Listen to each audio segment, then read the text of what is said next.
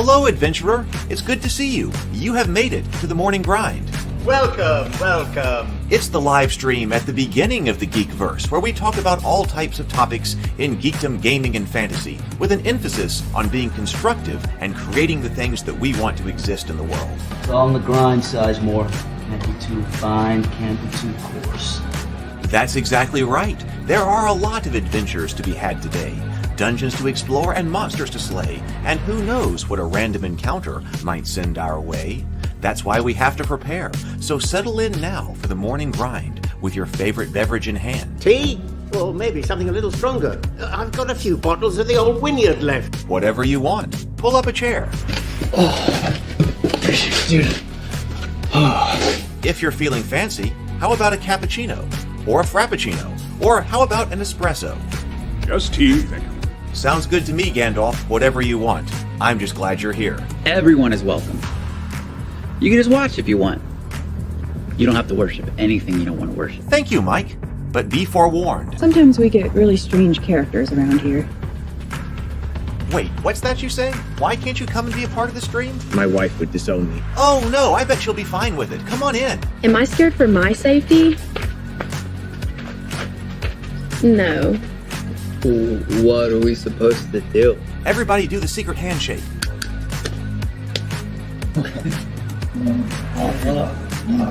Secret cultist handshake. Oh, now do wizards who love each other. This, my friend, is a science. I still don't have gifts, but it's fine. It's all on the grind, son. Can't be too fine, can't be too coarse. Dude, this would be a sick place to bring the band. Indeed it would be, Dave. It really would. I'm seeing more people coming in. Welcome. Glad to have you here. Oh, look, here's someone new. Is this the cultist meetup? Yes it is. Come to hang out? Please accept me. I have nothing else. Okay, we accept you. Everyone's welcome here. Brought some snacks. Well, that makes things even better. You want some coffee? I don't drink coffee. You sure? It's cultist coffee. What makes it cultist coffee? I'm a cultist and I'm drinking it. Oh. Then I'll have some. What exactly is going on here? I'm seeing more people coming in. Welcome. It's so great to have you. Oh, and look, here comes another stranger. Can we help you? Yes, fellow cultists. I could really use some food. Oh yeah? Welcome. We have donuts. Oh, it's me. I'm glad I'm here. I'm sure you have a few questions for me, though. What's your name? Who do you work for? What god do you worship? Great questions, Rob. I'm Steve King, and I worship Nyarlathotep. No, not really. I'm just Heath, and I won't be worshiping anything this morning. But I will be your host. Welcome to the office. We're going to have a great time. I've got my coffee ready, because now it's time for the morning grind. If you could become a fish, that would be amazing. Then I could command you with my mental fish powers. Hey, good morning, everyone. Good morning. It is good to see you. Welcome to my home. Welcome to the office. And welcome to the morning grind. I hope everybody's doing well. I know that I know that I have been, I feel like absent over the last week or week and a half. I have been doing a lot of things, and then last weekend I was gone for 12 hours, Friday, Saturday, and Sunday, and I felt like I really hit a wall after that. I was so exhausted, I realized that especially by Thursday. I got absolutely nothing done on Wednesday, was completely dead, and realized, okay, I've got to, on Thursday, just do kind of a complete life reset day. I don't think I've completely managed to do all that yet, but I have been, I feel like I've been run over for the past week and a half. So I feel like I've been absent, but I'm sorry about that. So I'm trying to get myself back under control. There's been a lot going on over here. So thank you for hanging with me, and thank you for being with me this morning. So good morning, Jason. Good morning, Robert. We got Sable Phoenix, the Titter Pig Rancher, is here. So good morning, everybody. Let's see. I didn't even get to update my numbers this morning, trying to see how the cultist is going and such. So don't really know. I did some deeper analysis yesterday.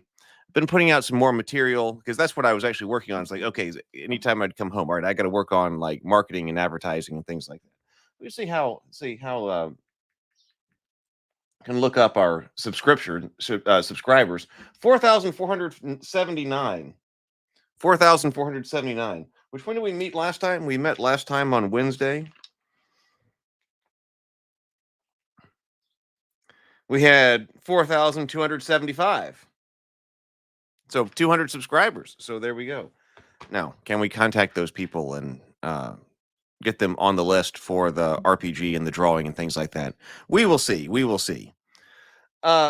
We should breathe and sip. We're going to be talking about Shadows of Brimstone. I'm kind of thinking that we're coming to an end here with the series on the dungeon adventure games, or are they studying them? I think it'd be time to move on. Maybe after today, we'll probably take a look at the rest of this Shadows of Brimstone. Maybe one day we'll get the League of Dungeoneers, and we'll check out League of Dungeoneers. Maybe not, but we could probably definitely take a look at that. We could probably definitely take a look at that. We could probably take a look at that one if we can get it. I want to see what it's about since everyone was talking about it. But I think we will take a look at the finish up Shadows of Brimstone. Took a lot longer to go through a bunch of these games and study them than I was expecting. We added a couple of them in there too, I think. But I think you can see why when I was first kind of thinking about this, like, okay, what kind of games to study with the adventure game or a dungeon game, why Shadows of Brimstone was on that list. We can definitely see a lot of the similarities here. And I think we have kind of looked at kind of the evolution of this kind of game, but I think we're probably ready to move on and actually do something with that information. Hey, let's breathe and sip. I've got lemon water this morning in the Cultist coffee mug. So let's breathe and sip. Let's do 2 deep breaths. 2 deep breaths here. Deep inhales. Hey, good morning, Mike. Okay, anyway, I'll address that in just one moment, Rob. All right, so let's breathe 2 deep inhales, complete exhales, and then take a sip of your favorite beverage this morning. Let's breathe. Here we go.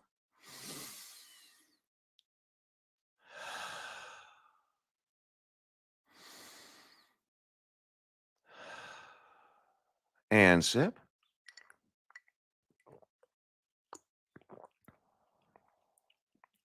There we go. So Robert says, just got through Dunwich Horror, recommend Horror Babble channel for free Lovecraft audiobooks. I love Horror Babble, and actually the Dunwich Horror on Horror Babble. So Horror Babble's Dunwich Horror was the first way that I ever experienced any Lovecraft. That's when I was working with David, and he said, you've got to read some of this, because we want to go forward with some of the some material there with creating Lovecraftian material. For some reason, I picked up the Dunwich Horror first, which is a great one. It remains one of my favorites. I don't remember why the Dunwich Horror was first, but as I was working on some other things, I put on Horror Babble's version of it and loved it. So yes, I would definitely check out Horror Babble. And Ian Gordon ended up narrating a lot of the material for Journey to the Tree of Sorrows on the Journey to the Tree of Sorrows YouTube channel. So if you want to hear my stories, my Lovecraftian stories, the serious ones, not the Cultist, which is the comedy, but like the Chamber of the Yellow King or the Relic of the Mad Poet, they are read by Ian Gordon. He did it for us. So I'm definitely a fan of Ian Gordon. And he also did what I had for Theophany. So Ian Gordon, I'm going to rewriting some of that. I'm still trying to get ready for. I was trying to get, one of the reasons I was pushing so hard is because I still really want to be able to write come November 1st. So every moment I was sitting here trying to push on other projects like marketing and things like that in order to get ready for being able to write. We'll see. We're now on we're on 27th. Is it the 27th? Yes. Okay. We are closing in on November 1st. So I might end up rewriting some of that stuff that Ian Gordon had read for us for Theophany. In fact, probably will. But so that I'm not sure what I'm going to do with his Theophany stuff. But if you want to hear him read my Lovecraftian stuff, definitely go over to Journey to the Tree of Sorrows, that YouTube channel. I don't run that channel anymore. I don't think it's been updated in a while, but my stories are over there. So good morning, PH. Good morning. Good morning, James Bacon. Headed for a kid's birthday party? All right. Well, like I said, I think we're getting close to the point where we're going to finish up the series here. There we go. So this is the I think we've kind of learned everything we need to know. Now, I was thinking about what kind of things can we take from Shadows of Brimstone so far? Time is an element in it. Like how does it handle time? I'd be interested to know how the League of Dungeoneers handles time. Time is definitely handled here because we are dealing with darkness and the growing dread. So it does keep you on your toes as far as time goes. It's we were moving the counters. We were moving our counter. Your heroes are going down. The darkness is coming up. I forget why do we move one of the dungeons? Why do we move the people who are going up? When you enter a new dungeon room, you move your team's counter down. I remember that. It didn't say that directly in the main section where it was talking about that, but we did find that. But what was the mechanic for making the darkness go up? Oh, was that a roll? Holding back the darkness. That was it. At the start of each turn, the hero, I think that's it. At the start of each turn, the hero with the old lantern must roll to hold back the darkness test. The hero rolls 2d6 and adds them together. If the number is equal to or greater than the value needed, the darkness has been held and the marker does not move. Okay, that was it. So you're rolling every turn to see if the darkness moves up the dungeon.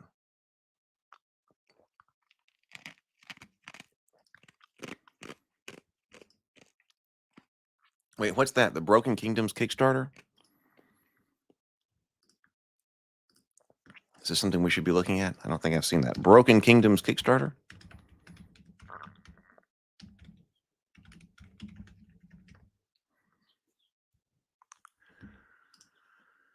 No, that says Broken Empires. Hey, good morning. Good morning. Broken Kingdom? I guess I see Broken Empires. Is it Broken Empires? The Broken Empires RPG, sim-like D100 skills-based tabletop RPG, dramatic fantasy setting and success level system built for speed, detail, and immersion. I have not seen that one. Here, I'll put it up. Is this something we should be looking at? PH Empire. Okay, it is Empires. Broken Empires.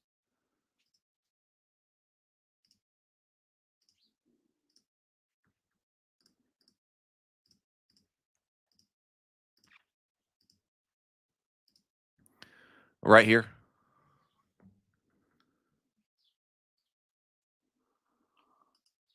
Dramatic fantasy setting and success level system built for speed, detail, and immersion.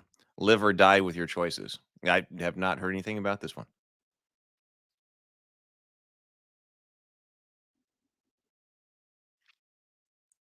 Well, I'll put the link in the chat so you can check it out. So this is Broken Empires.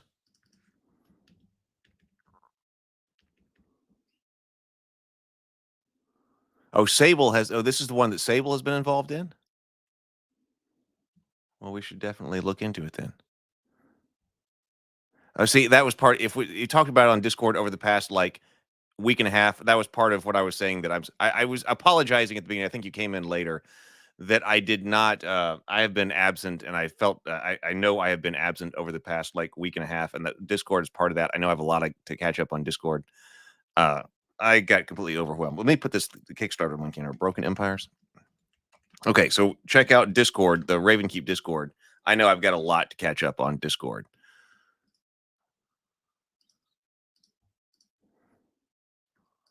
Thank you for the notice, though.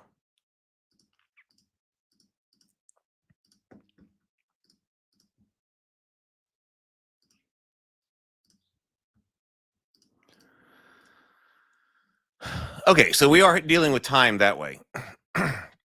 So time, so with the closer the darkness gets to the top, the harder it is to hold it back.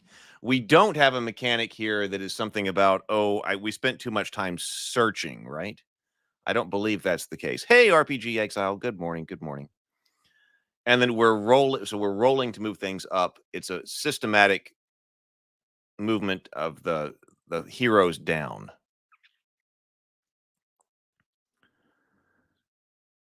But that I don't remember there being in here anything about, okay, you took too long searching, or you're gonna take a rest to recover something. That wasn't the time pressure here. Okay, so we do have so let's talk about health, sanity, and corruption. So we do have sanity in this one, which we didn't have in the others that we've looked at, which makes sense because this is a Cthulhu style game as well as corruption. There are many ways, and I loved the corruption. I thought the corruption was great when I played this. Like I said, I remember I said last time, the guy who grew an eye stalk because he was corrupted. It's kind of like the color. So there are many ways that a hero can get hurt while fighting down in the mines, or even just while walking down the street in the Old West. Every hero, let's see what Better with Bacon just said. Oh, hey, Charlie. Okay, we got people coming in. Hey, Charlie. Good morning, Charlie. So Better with Bacon says there's a new Discworld RPG on KS. Neat system relies on opposed rolls and die size for action resolution. The GM always rolls a D8 and the players roll various sizes based on skill justification. Oh, I don't know a whole lot about Discworld.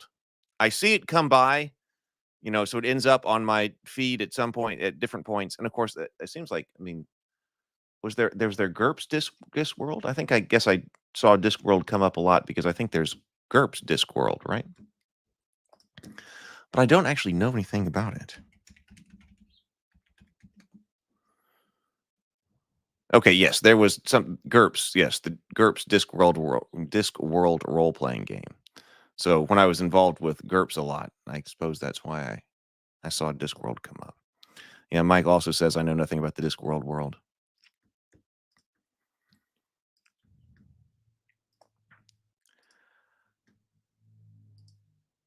All right. So anyway, so there are multiple ways to get hurt.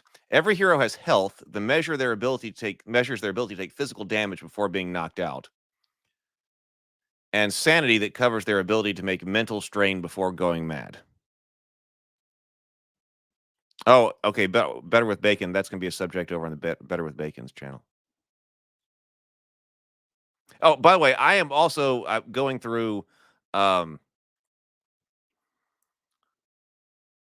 Fire and Blood. I'm finally going through Fire and Blood. At the winery, I've been able to listen to audiobooks. That's been an advantage. So I've been listening to Fire and Blood. I told Retro Nerd Girl I'd been listening to Fire and Blood so that we can talk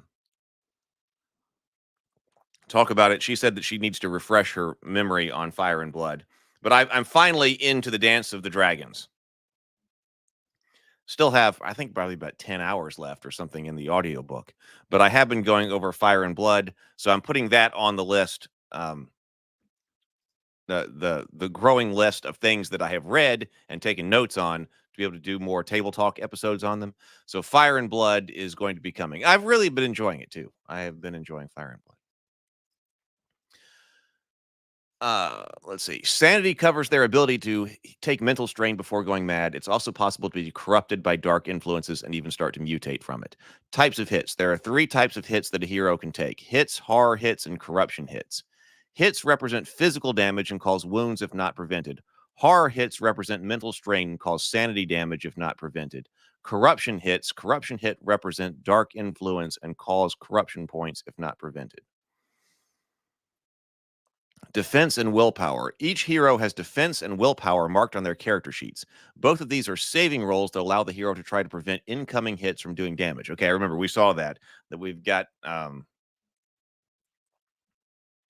a saving throw for both types of damage. Defense is used to prevent hits, while willpower is used to prevent both horror hits and corruption hits. Anytime a hero takes 1 or more hits, they may make a defense roll against each, needing to roll equal to or higher than their defense value. Okay, willpower works in the same way. So we can take wounds. Wound markers are placed on a hero's character sheet or enemy to show they have taken damage against their health. Each hit that is not prevented does 1 wound unless stated otherwise. Sanity. Okay, same way. Corruption point markers are placed on a hero's character sheet to track how much corruption they have gained. Each corruption hit that is not prevented does 1 corruption point. We do have armor and spiritual armor. Armor helps to protect a hero even after their defense or willpower has failed them. Armor protects against wounds, while spirit armor protects against sanity. I don't remember spirit armor. Neither one helps against corruption, though. If a hero has armor or spirit armor, whenever they take or about to take a number of wounds, sanity damage, roll d6 for each point of damage they're about to make. For each die roll that's equal to or better than the armor or spirit armor save, that point is prevented. So it's like a second save. So you go through a second save for armor. If a hero ever has wounds equal to or their health or sanity damage equal to their sanity, they are immediately KO'd.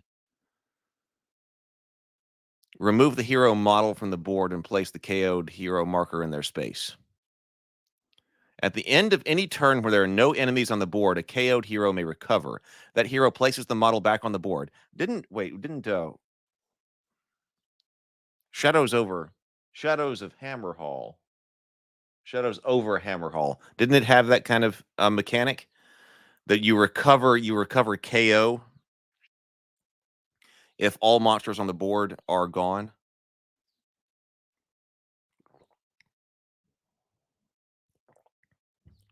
At the end of any turn when there are no enemies on the board, a KO'd hero may recover. That hero places their model back on the board, removing the KO'd hero marker and pushing any model that was in their space to an adjacent space. They then roll on one of the injury chart if their health was reduced to 0, or the madness chart if their sanity was reduced to 0. So you got the permanent damage aspect of this. They also get to heal 2d6 wounds or sanity, any mix they want. This healing must bring their health and sanity back to at least 1 each. If a hero is reduced to 0 in both health and sanity at the same time, they must roll once on each chart, but they get to heal 2d6 health and 2d6 sanity. These revive tokens are there to help the heroes when they're short on heroes, right? Revive tokens are a special bonus that allows the hero to overcome otherwise dire situations. Usually, revive tokens are held by the entire posse as a whole rather than an individual hero. When a hero is KO'd, if the posse has 1 or more revive tokens, 1 token is discarded, and that hero is immediately restored to full health and sanity and may recover 1 grit. Over time, heroes can start to mutate from the corruption they've taken. This is not used in the base game, but is covered later in the adventure book. And I think that adventure book is where you go to the town like you do in Warhammer Quest.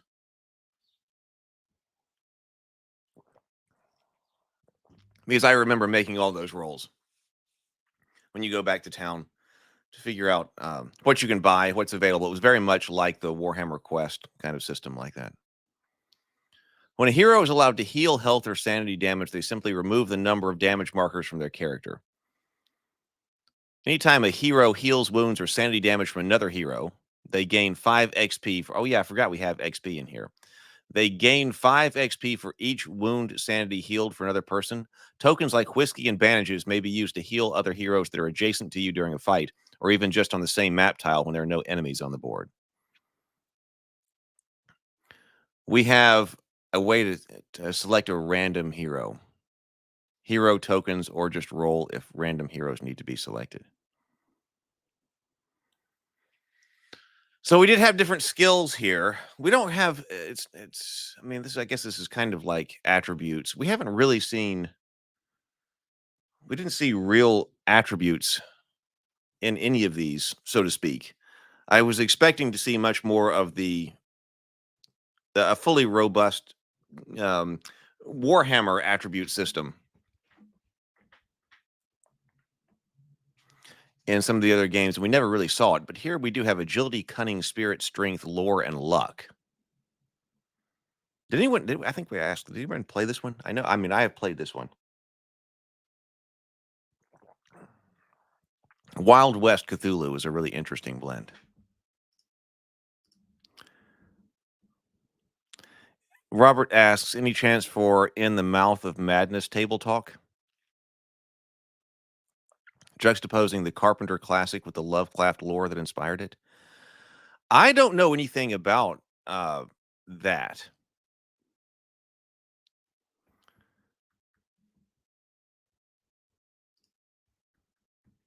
The horror genre is one that I don't have a whole lot of knowledge in, because it was not one that I really got into until I got back into Lovecraft.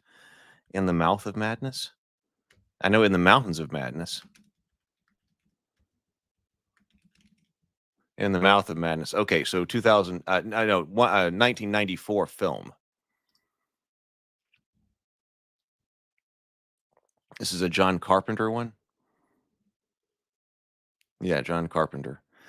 Yeah, I don't know anything about that one. So is it? I guess it's worth doing since you're asking about it. There is a lot on the list. There's a lot on the list. Has Sam Neill in it? Sam Neill.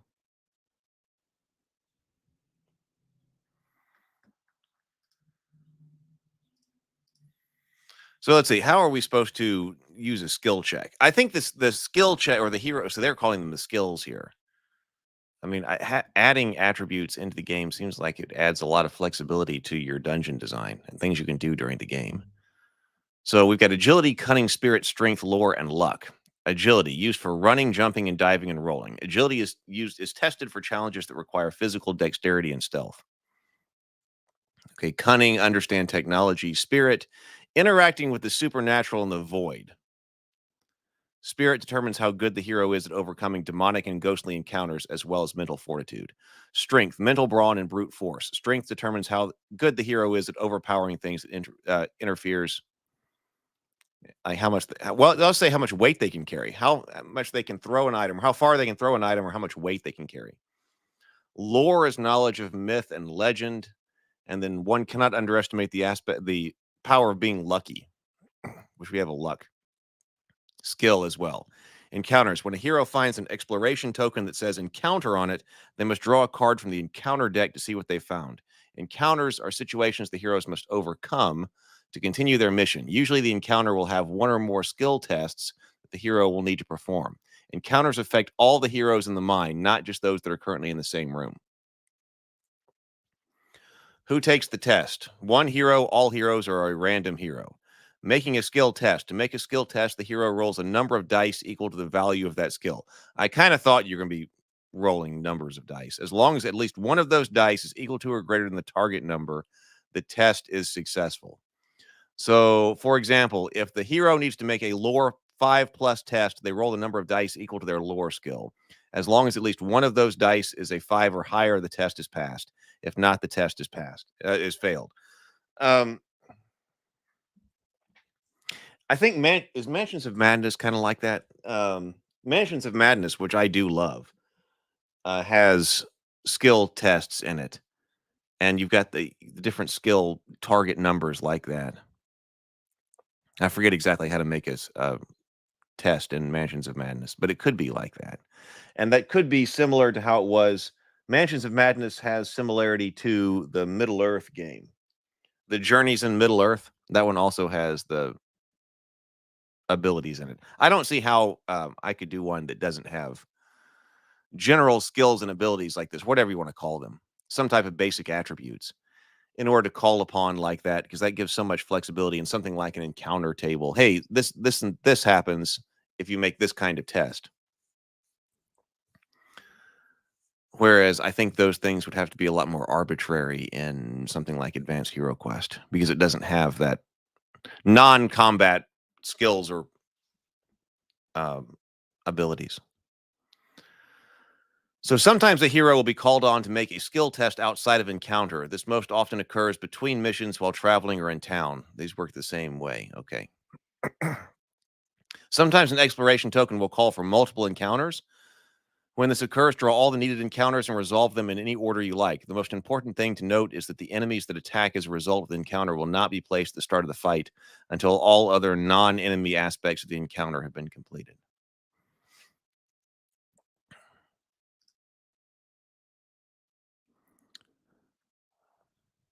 Oh, okay. PH likes that one. I was recommending The Mouth of Madness.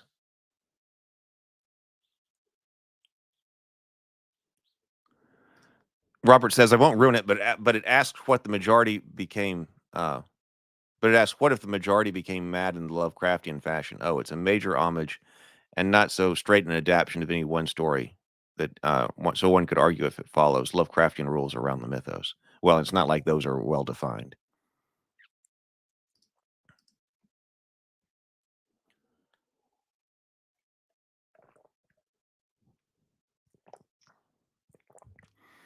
All right, gear and artifacts. Gear and artifact cards represent different items and pieces of equipment that a hero can collect and use to help them on their adventures, okay? For instance, pistol, range 6, shots 2. We got a lucky hat here. Once per adventure, reroll any one die. The three-eyed skull. Once per adventure, you may ignore all sanity loss from a single source. Amulet of Kotak. Once per adventure, prevent all damage a hero would take from a single source. So there are a few limiting factors that restrict how many items a hero may carry and use at any given time. So I guess we're about to get into what is our inventory system.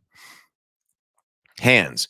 Each hero has 2 hand slots they can assign items to in each turn. This can be up to 2 different single-handed items or 1 double-handed items.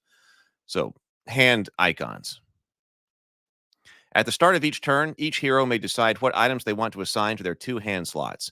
Any other unassigned items the hero has will require 1 or 2 hands to use. Do not give the hero any benefit from their card text.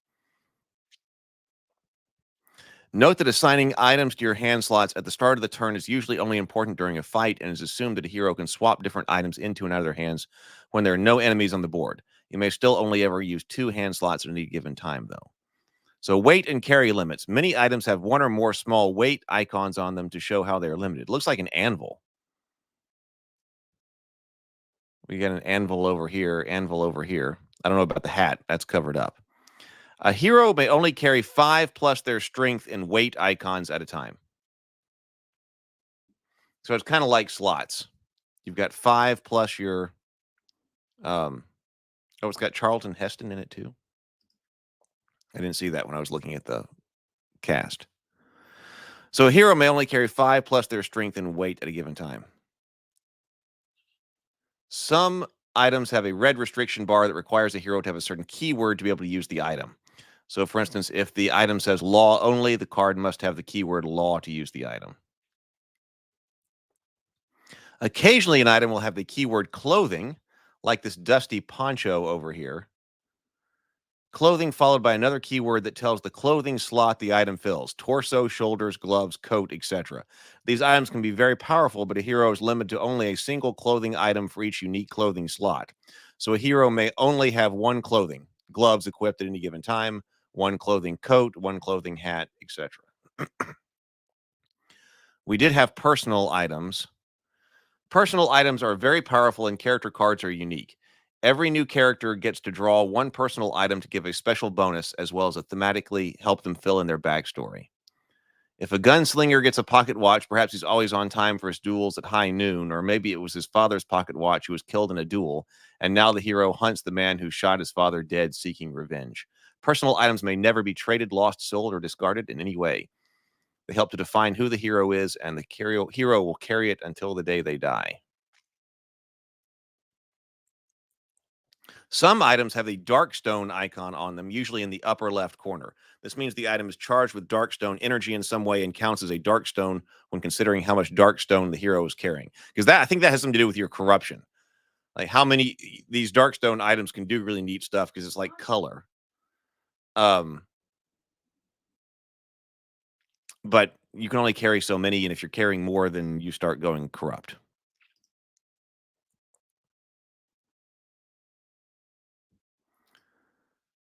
We've got item upgrades. Many items have the capability to be upgraded to give them extra benefits or abilities. These items have 1 or more upgrade slots on them, shown on the bottom left of the card.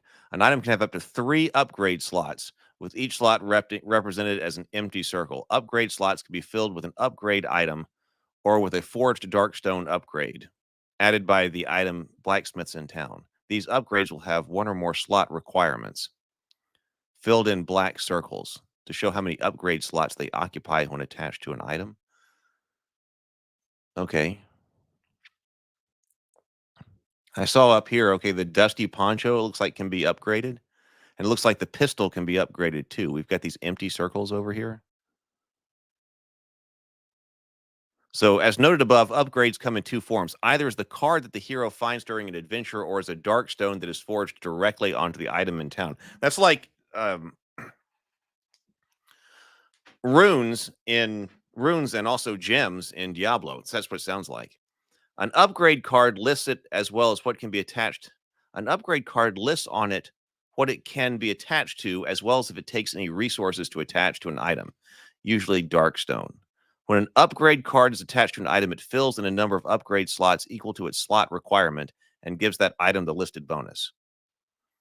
So like crisp rows, I don't think you're filling in these dots on the card.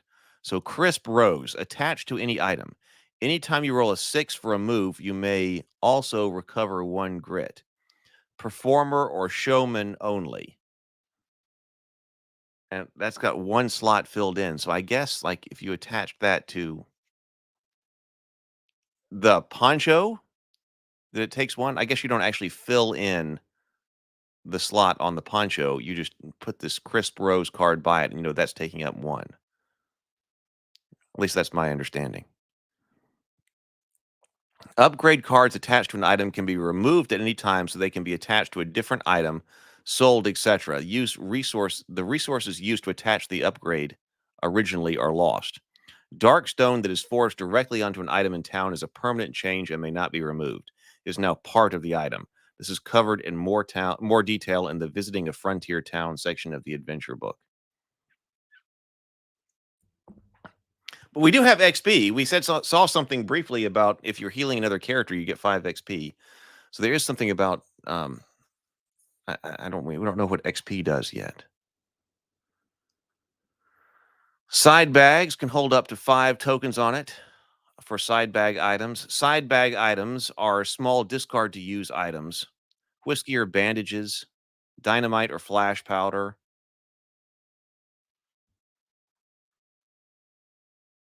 Oh, okay. Here is our enemy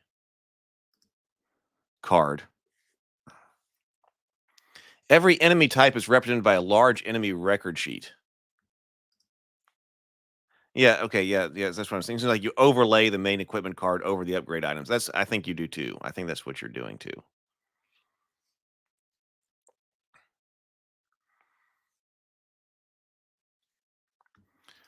So we've got enemy abilities. Let's see, enemy type keywords, size, initiative, abilities, move, escape. When a hero is adjacent to an enemy and wants to move away, it must first pass an escape test using this escape value. Okay, that's like Warhammer Quest. Okay, escape value. To hit values, the number of combat dice when making a melee attack, damage, the amount of damage a hero takes for each enemy combat hit they fail to block with their defense. Okay, so we've got combat. Like this is this tentacle right here, classic Lovecraftian. We're just talking about tentacles in the chat, right? Okay, so we got a tentacle here. Move 6, escape 4, has no ranged attack, but has a melee attack of 4. Combat is the number of dice it gets to roll against a hero when making a melee attack. So you're rolling 3 dice, looking for 4 plus, or the tentacle is, and the hero takes 3 damage for each combat hit they fail to block with their defense. Okay, so you roll your defense first. Roll your defense to block a hit. For each hit that was failed, you take 3 damage. Well, that sounds like a lot, wouldn't it? When we were looking at the Lawman, I don't think he had that much damage. Let's see, I'm on page 20 here. So for each hit, so that tentacle could inflict a lot of damage. Okay, health 12. Okay, health 12. Hey, Lynn. It is so good to see you. I'm so glad you're here. Lynn says, hi, all. I can't stay long, but it's been ages since I've watched any of the live broadcasts, and I just wanted to pop in and say hello. Well, I am so glad you did. Thank you so much, Lynn. I hope you're doing all right. Welcome. Good to see you. Okay, so the Lawman does have 12 hits or 12 health.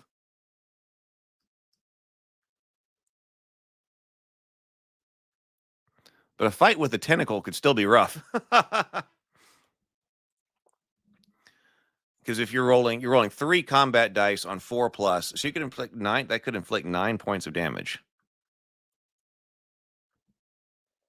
if they all hit and you failed to save any of them.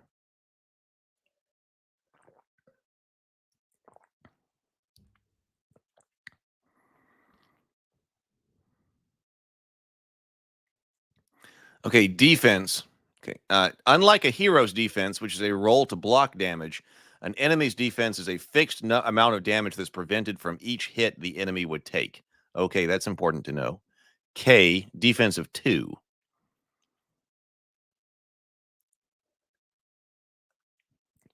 Health is the number of wounds it takes to kill the enemy. XP value, every enemy is worth XP to the hero who kills it. Many larger or tougher enemies give XP to the hero just for wounding it. N is elite chart.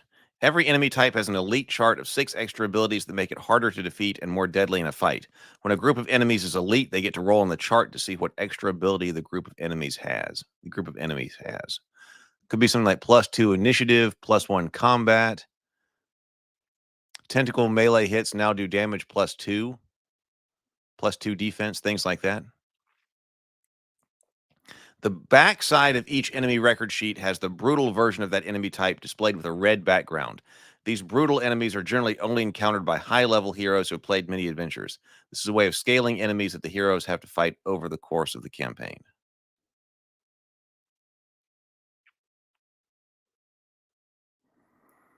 Okay, all right, we got time here. So let's go. Okay, let's look at fights. So when the heroes... Oh, hey. Good morning, good morning. When the heroes come across a group of enemies, their exploration of the mines takes a backseat to fighting for their lives. These engagements are called fights and cover the time from their enemies appearing to the last enemies defeated, and the fight is over. Fights make up the bulk of action in the game and are an exciting way for the heroes to get XP and loot. So the most common way for a fight to begin is by finding an attack exploration token while exploring a room. When the attack occurs, the heroes must draw a threat card to see what has attacked them. Attacks can be caused by other things as well, such as darkness, cards, encounters, and depth events, etc. So drawing a threat card. When a fight begins, the first thing the player needs to do is find out what enemies are actually attacking them. Usually this means drawing a threat card, although sometimes the attack will call for a specific type of enemy as listed on the card or event that caused the attack in the first place. Yeah, I know. So, yes, we talked about that on another grind. So I've missed you all too, Lynn says, but as this disease progresses, I have less and less energy to devote to things as simple as even online social interactions. Not to worry, the home hospice team has my back and have been kept quite comfortable. Better living through chemistry. For the win. Well, I'm glad there is humor. I'm so sorry, Lynn.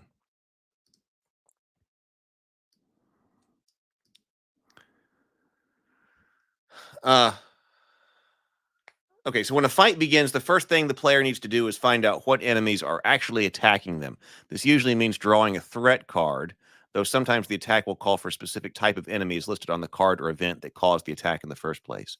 To draw a threat card, you simply take the top card from the threat deck of the appropriate threat level. And we talked about that's based on the number of heroes who are here, which I really love, that we're scaling difficulty by number of heroes that are playing in the game. This can be played solo too. So yeah, 1 to 2 heroes. When a card event calls for an attack by a specific enemy type, there's no need to draw a threat card. Instead, the type and number of enemies is preset and listed on the text of the card event. Number of enemy models. Sometimes the number of enemy models that will be taking part in the fight is listed on the card. Many times, however, it will be a varied number of enemies that the player must roll for using the peril die. The peril die is a special 6-sided die that has faces marked 3, 3, 4, 4, 5, and 6. This allows for a variable number of enemies to show up, but never less than 3 at a time. A peril die is represented on cards with the text symbol, this P. Sometimes multiple peril dice will be used to find the number of enemies for an enemy type that favors larger groups. For instance, void spiders often show up with up to 12 models, so they're double threat die. Roll it twice. Rules for enemy placement, which were very sophisticated in things like Advanced Hero Quest. Hey, Gamers Quest. Good morning. Good to see you.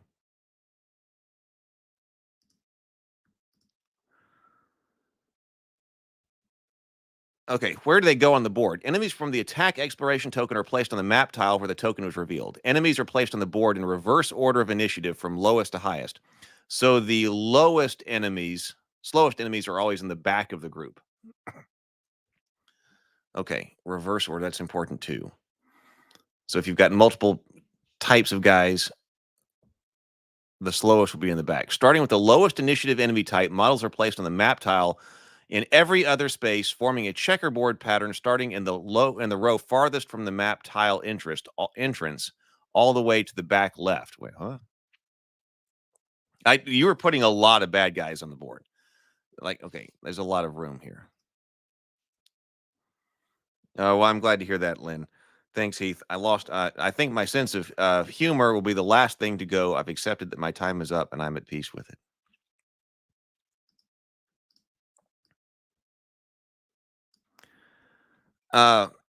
So this game, I remember you put a lot of bad guys on the board. Like when those tentacles shows up, like how many of those tentacles showed up? Do we have that up here?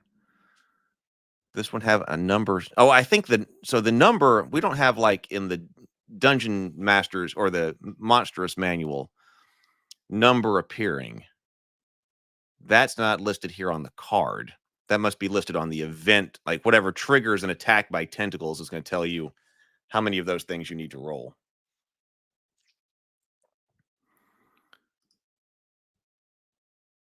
It's not just number appearing on that card, but it's a lot of them. So starting with the lowest initiative enemy type, models are placed in the map tile in every other space, forming a checkerboard pattern starting in the row farthest from the map tile entrance all the way to the back left. So here, once all of the enemy type has been placed, continue on to the next lowest enemy type until all enemies have been placed on the board. If more than one enemy type shares the same initiative, roll randomly for which one is placed first. Skip over any spaces that are not valid map spaces. Less than 50% of a space.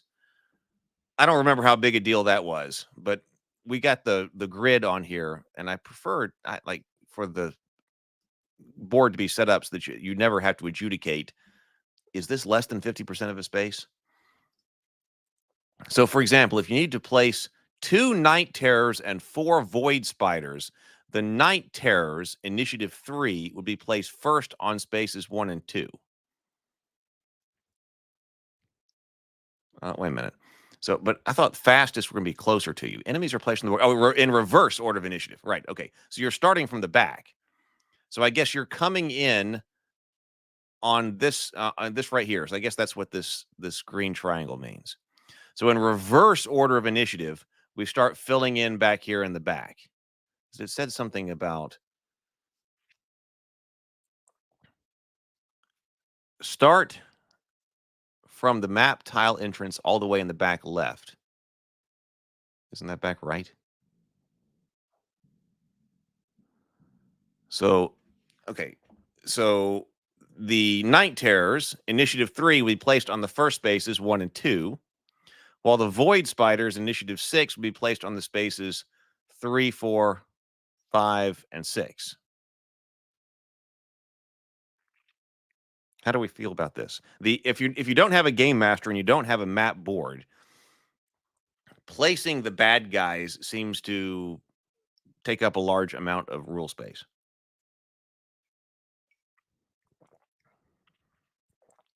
If there are more enemy models that will fit in the checkerboard pattern on the map tile, return to the back row and begin placing models to fill the spaces in between.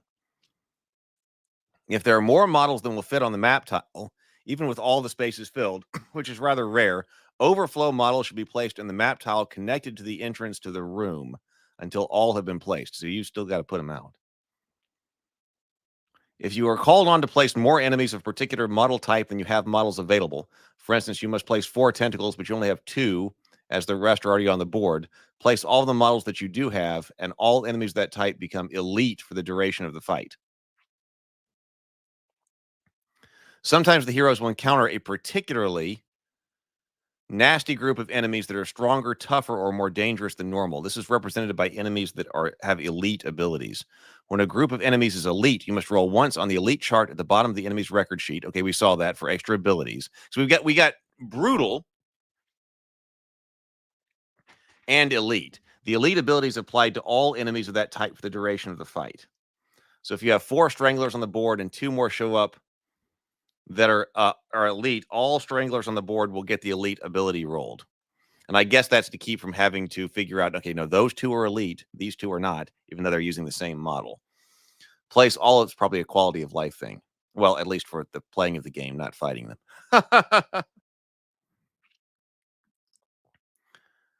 So it is possible, especially as heroes gain experience or go up in hero level, that a group of enemies may have 1 or more elite abilities, double elites or even triple elites. This just means you must roll multiple times on the elite chart to see what abilities these enemies have. If the same elite ability is rolled more than once, re-roll. There's a bonus to fighting elite enemies, however, in that elite enemies are worth +5 XP for each elite ability they have. Sometimes you are ambushed. Sometimes an enemy attack will be listed as an ambush attack. This means that enemies have surprised the heroes and are able to spring from the shadows to attack. In an ambush attack, instead of being placed on the standard checkerboard pattern in the back of the room, enemies are placed directly against the adjacent or directly adjacent to the heroes. If there are different initiatives with the enemies being placed in an ambush attack. Okay, I could like this. Ambush, that seems to come up as well. Like what just happened here? Placement of wandering monsters, ambush, that kind of thing. In an ambush attack, instead of being placed on the standard checkerboard, they're up against you. If there are different initiatives with the enemies being placed in an ambush attack, the enemy with the highest initiative are placed first, so the fast enemies have priority on selecting targets. Ambushing enemies are placed adjacent to the heroes and gain +2 initiative during the first turn of the fight. I think there are things to be gleaned from this. I mean, I think there are. If a new group of heroes is placed by now, how would you see, I was thinking about a card system for initiative, but I hadn't thought about something about an ambush like this. I had been thinking that one way you could do initiative to represent the chaos of combat, rather than trying to say, hey, everybody roll the D20 and you get +1 or +2, depending on your stats, something like that. So you just got the cards. You're going to shuffle your initiative deck of cards, and you're going to go in the order of your initiative deck. And so you don't really know if you have the chance to go next. So keep paying attention. I want turns to go faster. You keep paying attention. Your card could turn over at any time, and that's when you've got to act. Chaos of combat kind of thing. Maybe there's a situation that somebody could have 2 cards in there if they're faster or something like that. But how does that work if it's like an ambush situation? Because this is interesting that, okay, they're right up next to you and the ambushing enemies get +2 to initiative. So you're going to go in initiative order.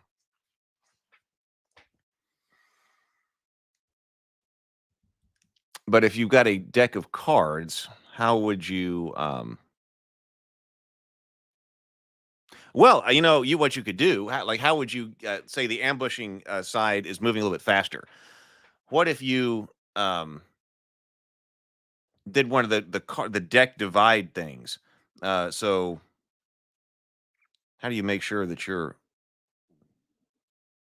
I don't know how that would work. What I was trying to think of is, okay, how do you take your initiative deck, divide it into 2, and then have the ambushing side just shuffled into the top half? Oh, I guess you could do that. So if you got your heroes, so it's not a big deck, but let's say you are ambushed by these, void spiders or something. And you've got a card for each one. I'm not sure if you have a card for each one or if you have a card for a card for each model or a card for each enemy type. But like, okay, divide your hero initiative cards into half. Take the half that's going to become the top half and shuffle it with the bad guys. So there's some people might get the jump on them. So shuffle that up, then put that on top of the deck. Then the bad guys still should be going first, although there's the chance that some of the heroes would be able to act in initiative order. Hey, Tomocrat, good morning. Good morning. Or, interact first with the initiative. Because this doesn't guarantee the ambushing enemies are going first, because there could still be a really fast hero.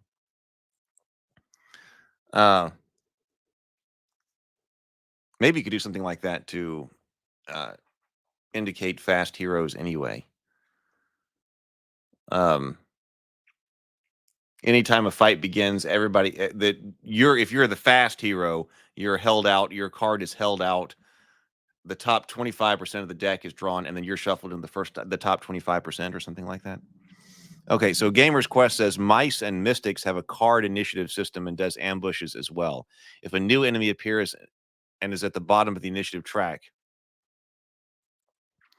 but the event card says ambush, you have to roll a d3 and move the card up the track that many slots. Okay, so mice and mystics.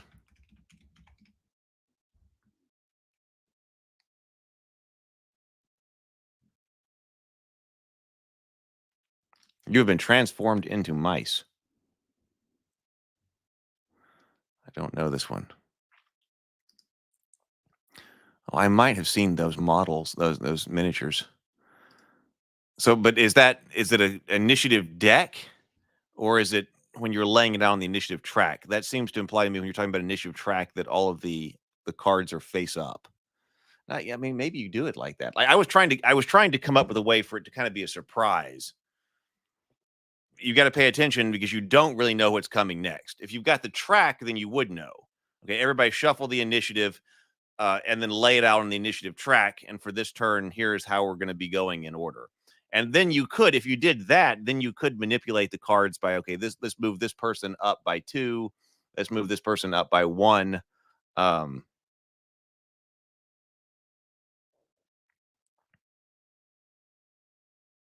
Maybe you do it that way. Then you would know when things are happening. I was trying to, I'm always looking for some ways to not have optimal play. Maybe you have too many ways that prevents optimal play. I guess you just have to try it out. But one of the ways that I was thinking this will not allow you to play optimally is because you don't know exactly who's going to have the opportunity to go after you. You can kind of plan your actions if you know, hey Doc, welcome. Oh, hey, you know what? I need to give out some memberships. But maybe that's not terrible. Like if you reshuffle the deck, if it's fast, you can reshuffle the deck every turn and manipulate it if you need to, as long as it's fast. Let me go over here. I got to be another browser window to do that. But then you would know on this particular turn, okay, I'm going first, then you're going, and then there we go. I'm going, and then you're going, and whatever. But you wouldn't know that that's going to be the same next turn. So maybe that's enough. I hadn't thought about ambush situations with regard to that.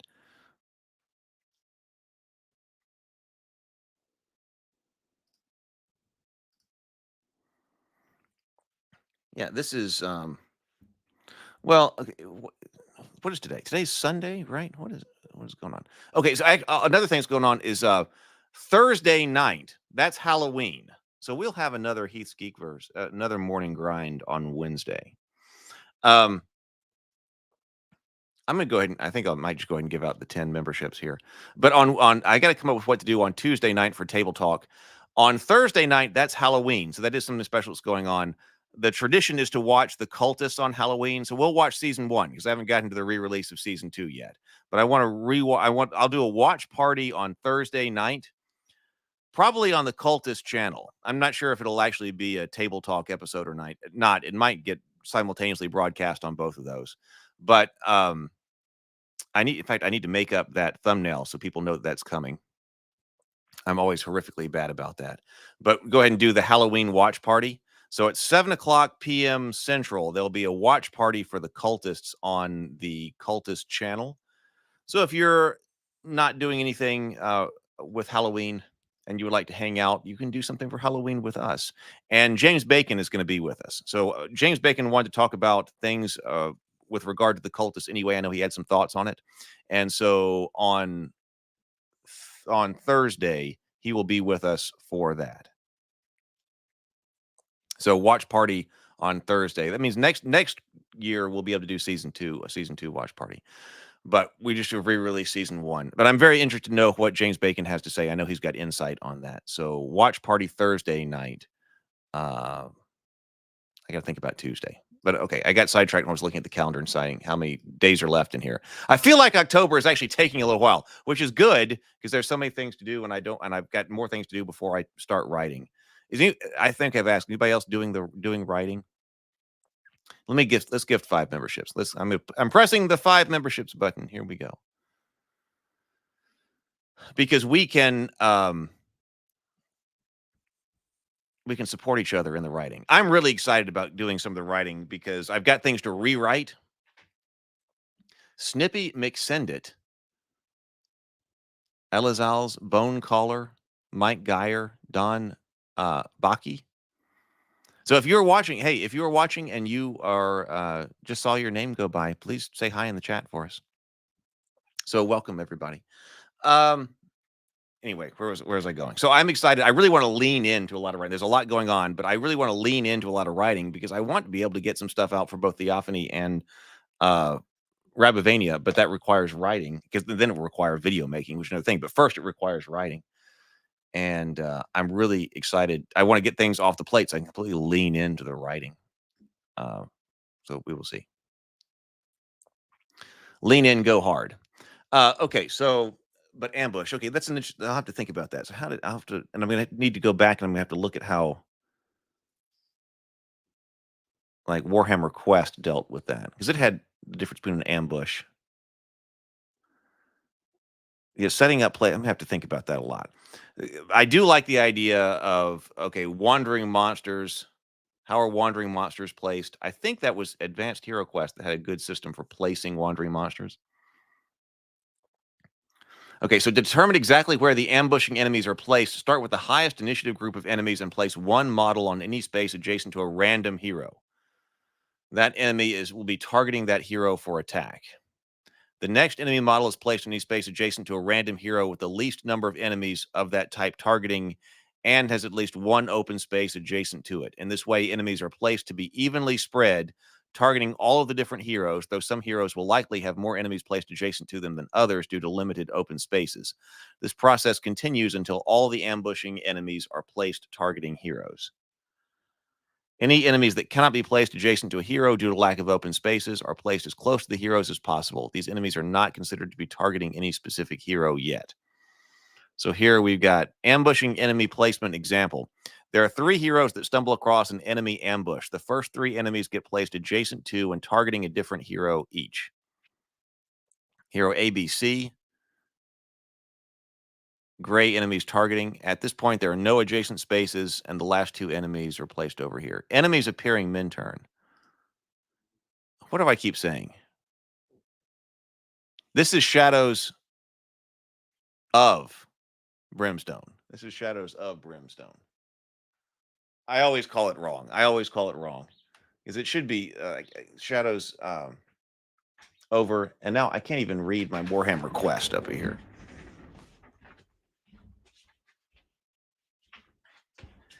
It's Shadows over Harrenhal. Shadows over Harrenhal. Shadows of Brimstone. Oh, you see that up here in the... Let me change my... Shadows of Brimstone. I always write it wrong. All right, save the change. Oh, I guess I didn't actually do that. Okay. On rare occasions, a new group of enemies will ambush attacks during the model's activate initiative order portion of the turn, usually by way of a hero scavenging and finding a darkness card. When this happens, the enemies are placed and the current turn immediately ends. A brand new turn begins starting a fight. Note this is not the case of enemy ambush during the hold back the darkness phase. Okay, so if you're searching and you're searching and monsters pop out, okay, you immediately start a fight turn. Turns during a fight, turns work much the same during a fight as they do when enemies are not on the board. The main difference is that enemies get to activate as well as heroes. Also, the heroes will actively be attacking during their activation instead of just moving and exploring. Enemies get to activate first if their initiative is tied with the hero. Okay, that's important too. So if you're tying, then enemies activate first. All enemies of a specific type, such as Hellbats or Stranglers, are activated at the same time as a group. If more than one enemy type has the same initiative, roll randomly between them each turn to see who gets to activate first. Some especially, oh, look, we've got actually some psychology here. Fear, terror, and unspeakable terror. Some scary monsters will cause horror hits on heroes just for being near them. These enemies have the ability to cause fear, terror, or unspeakable terror, and they are defined on the enemy's record sheet. Some especially scary creatures. Okay, I just said that. Fear does horror hits to adjacent heroes. Terror does horror hits to heroes that are on the same map tile. And unspeakable terror does horror hits if the hero is on the same or adjacent map tiles to the creature. The X is the number of horror hits done. So if you got fear X, fear 2, whatever. These abilities can be very effective at reducing a hero's sanity as they stack up for each enemy that causes them, and they do horror hits every turn as long as the enemy is alive. Hero movement in a fight. A hero may move normally during a fight with one exception. If a hero ever has an enemy in the adjacent space next to them, the hero must try to escape before continuing. Escape test. Every enemy has an escape value listed on their record sheet. When a hero is adjacent to that enemy and wants to move, they must first roll an escape test. To roll an escape test, roll a d6. If it's equal to or higher than the enemy's escape value, the test is passed. And you may move. If the hero becomes adjacent to another enemy with an escape value, with a higher escape value, they must stop their movement and make a new escape test with a higher difficulty to keep going. Okay. So as long as you're trying to escape from something with an equal to or lower, you're good. You cannot search or do room exploration during a fight. Well, there is a lot to this.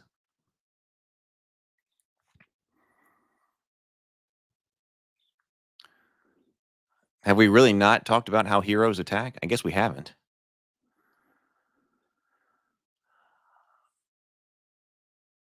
Range is the number of spaces away for ranged attacks. I think this seems pretty standard. I mean, I feel like I kind of know this based on what we've already looked at. We're rolling to hit. We got different values for melee and ranged. Okay, we do have critical hits. So a hero rolls their dice, and each roll that is equal to or greater than their appropriate to hit value counts as one hit.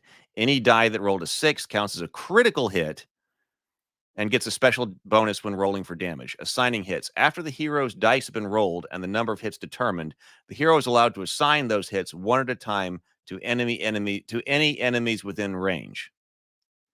Hits may always be assigned and resolved one at a time or in groups. May always be assigned one at a time or in groups. It's your choice. So you roll first.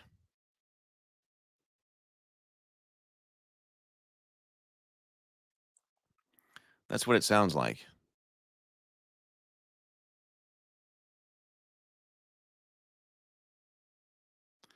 The hero rolls their dice, and each roll that is equal to or greater than their appropriate to hit value counts as one hit. Any die that has a 6. So you're not having to reference the enemy's card to determine a hit. You know whether or not you hit based on the information on your card. So after, okay, I'm attacking. Roll. How many hits did I get? After rolling all of the attack dice, and the number of hits have been determined, the hero may assign those hits one at a time to any enemies within range. For melee hits, you must be adjacent. For ranged attacks, you must be assigned to enemies within range and within line of sight. If there are enemies adjacent to you, you must always assign and resolve ranged hits against them first. Okay, so if there are enemies adjacent to you and you're going ranged, you have to go adjacent first. So it's not like, okay, we're talking about guns here. So an adjacent enemy won't stop you from shooting them. And in fact, you have to deal with them first. Line of sight for ranged attacks. You must be able to see them without crossing a wall. Okay, basic line of sight stuff here.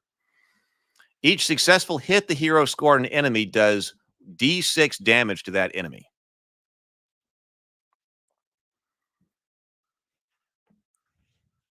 The enemies don't roll damage. Excuse me, they don't roll saves. So rolling for each successful hit the hero scored upon the enemy does d6 damage to that enemy.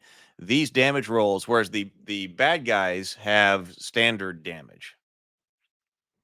These damage rolls are made separately for each hit, although all damage rolls for hits assigned to a single target may be rolled together. So the hero may use 1 grit to re-roll any number of them. Enemy defense works a little bit differently than hero defense. Instead of being a saving roll the enemy gets, which would be a little cumbersome, the enemy's defense value is simply subtracted from the damage and each incoming hero hit would do. The remaining damage after defense is the number of wounds done to that enemy. So, for example, a hero scores 2 hits and rolls 3 and a 5 for damage. The enemy with a defense of 3 would take a total of 2. Damage 3 minus 3 equals 0, and 5 minus 3 is equal to 2. So what about critical hits? As noted above, to any hero to hit roll that is 6 is a critical hit. These special hits allow you to ignore an enemy's defense and apply all of the damage that hits directly to the health. Okay, so you skip armor, basically. Hey, Michael, good to see you. When a hero does 1 or more wounds to an enemy, wound markers are placed by them. Killed as soon as we get health. Now here's XP. Every enemy has an XP value listed on its record sheet, just below its health. For smaller enemies, this XP value is the amount of XP gained by a hero that kills it. Causes the last wound, which removes it from the board. For larger enemies, this XP value works a bit differently and is marked as a number XP plus 5 each. For those larger enemies, heroes gain XP just for wounding them. This allows all of the heroes to get XP for doing their part in helping taking down a large creature. So XP is gained individually for each hit that does 1 or more wounds to the enemy. The amount of XP gained is equal to the base XP value as well as an additional plus 5 for each wound done. So, okay, for example, give me an example. So, for example, if a hero scores 2 hits on a large enemy with 10 XP plus 5 each as its XP value, and those hits do 2 wounds and 4 wounds respectively, the hero would gain a total of 50 XP. 10, which is their base number, plus 5 plus 5, and 10 plus 5 plus 5 plus 5 is 50. That's a lot of XP. As noted earlier, elite enemies are worth plus 5 XP that for each ability they have. This is only added to the base value of the monsters. Some cards will give you a free attack.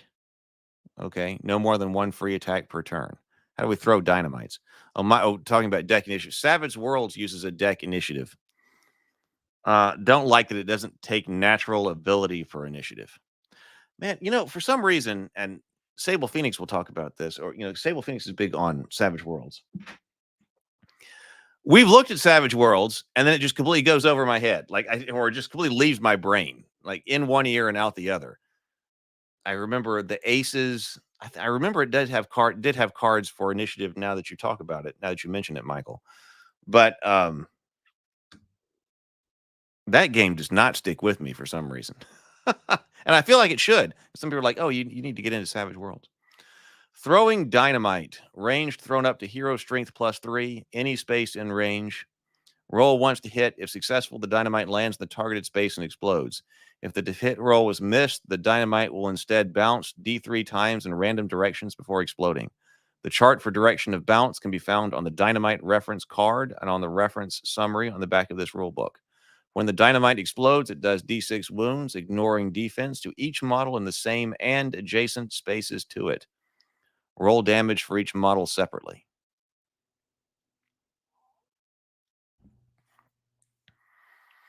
Well, okay, we might have to look at this one more time. Maybe Wednesday we will continue to Shadows of Brimstone. Enemy movement, because there is a lot. There's a lot here in this game. Optional rules. Okay, we should probably take a look at some of the optional rules in here. And there is that adventure card as well. So, all right. So I guess we might continue. Like I said, I think we're getting close to the end of this series, but it looks like we might have one more day on Shadows of Brimstone. I think it's interesting, and it was a lot of fun. Let's see. Okay, so anything else we need to say here?